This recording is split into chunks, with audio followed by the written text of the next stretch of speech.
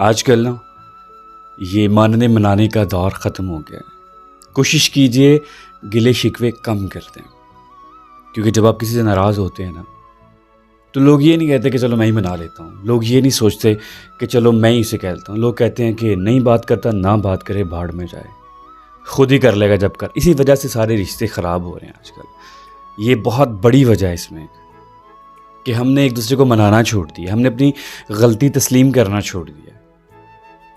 ہم بس اسی بات پہ، اپنی انا پہ اٹے رہتے ہیں کہ نہیں میرا کیا قصور تھا، میں نے تو کوئی بات ہی نہیں کی، یہ تو خود ہی غلط سمجھ رہے ہیں۔